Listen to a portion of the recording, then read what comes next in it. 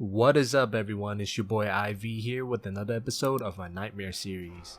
In today's episode, we'll be heading down south to visit the Nightmare dungeons in Hawezar. Again, just an FYI, this is not a tier list and my goal here is to provide my honest opinion in hopes that I can help you get a better understanding of what to expect from each of these Nightmare dungeons, and keep in mind that all my findings were tested as a barbarian in tier 51 through 60 dungeons. As always, we'll be covering these Nightmare dungeons using a 5-star rating system.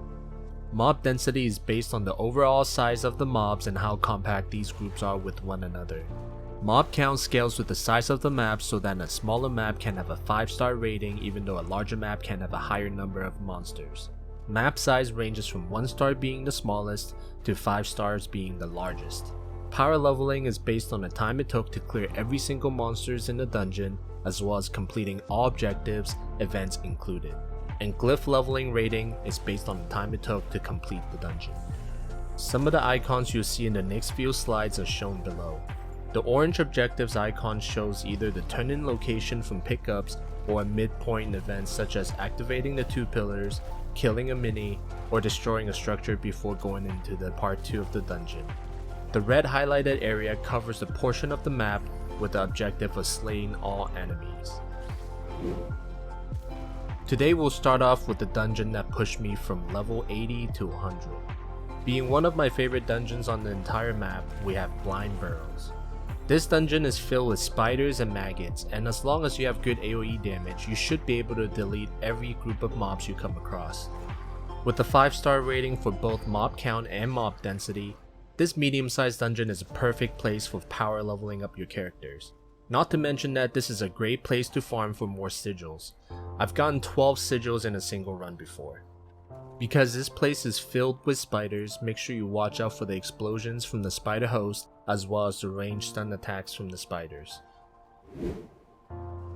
Earthen Wound is a medium-sized dungeon packed with ghosts and cannibals. The mob count and mob density is good mainly in the second half of the dungeon, but you will find a lot of downtime running in between different groups of mobs. The objectives are very easy to complete in the lower tier Nightmare runs, so it should be a breeze to level up your glyphs here.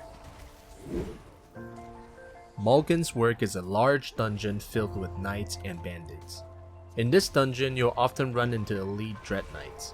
Be sure to watch out for their swing attacks, which covers a large area in front of them, and it does a devastating amount of damage.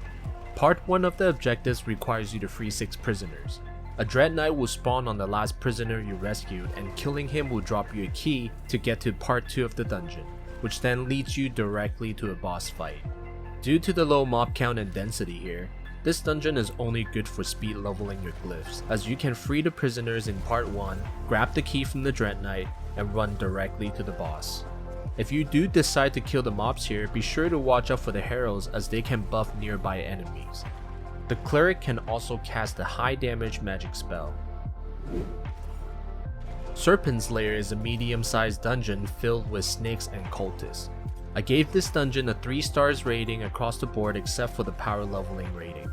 The objectives are very straightforward, but the serpent stuns and poison can be annoying to be dealt with, and it can slow you down a lot in completing the dungeon. This might not be a big deal if you're a range class, but for a barbarian, it will require some dodging skills. And this is the only reason why I've lowered the overall score. Plunge is another dungeon in Hawezar that is run by snakes and cultists. You'll find a lot of downtime running around between small sized mobs as mob density is really low in part 1 of this dungeon.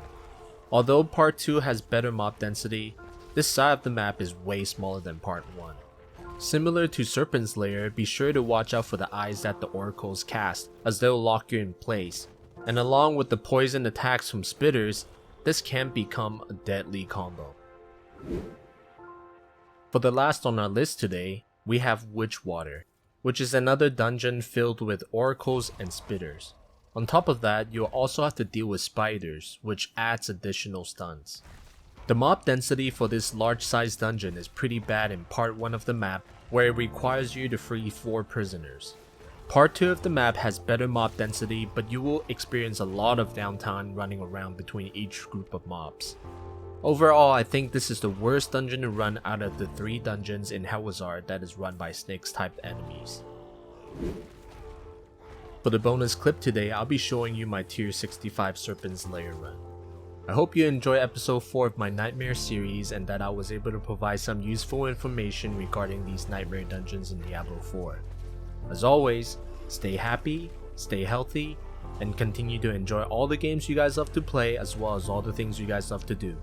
Thank you so much for being here, good luck in getting some of those biz drops in your grind, and until next time, iV, we out.